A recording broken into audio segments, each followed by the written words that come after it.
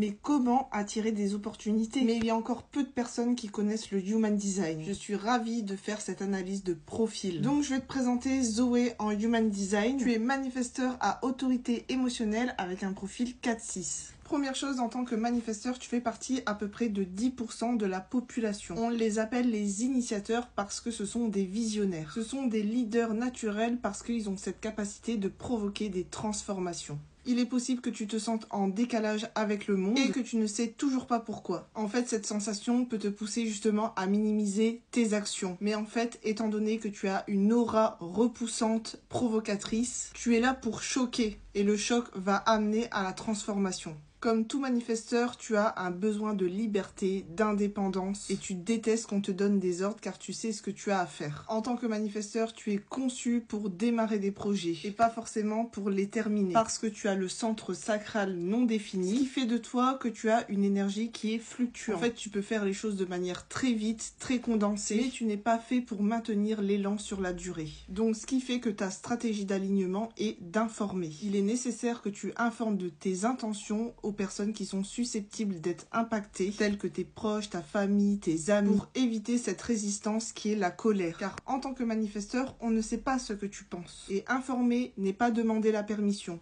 Il est important aussi que tu acceptes que tu n'es pas fait pour être aimé de tous. Ton énergie, on la ressent. Soit on t'aime, soit on t'aime pas. Je t'invite à rester le plus authentique possible et de ne pas forcer les choses. Cela dit, tu as le centre émotionnel en autorité intérieure. Il se trouve juste ici. Ton autorité intérieure, c'est ta boussole intérieure. C'est avec ça que tu vas prendre tes décisions. Il est important pour toi de traverser une grande vague émotionnelle, passant par la joie, la douleur, la joie, la douleur, ainsi de suite. Je dirais que ça pourrait durer 3 jours, voire peut-être plus. Il s'agit là de grandes décisions. Il faut savoir que tu dois attendre une certaine neutralité pour prendre ta décision et que le temps est ton allié.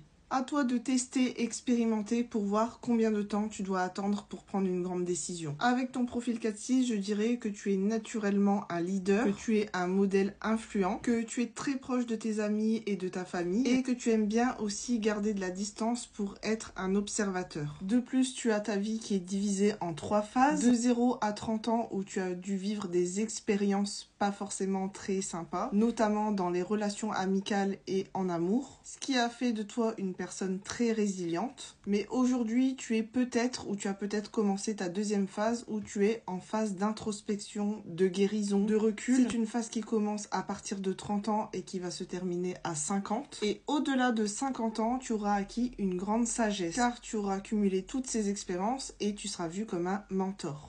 Si tu veux en savoir plus, n'hésite pas à écouter mon podcast sur le sujet. Et enfin, n'hésite pas à me dire ce que tu as pensé de cette mini-lecture en commentaire.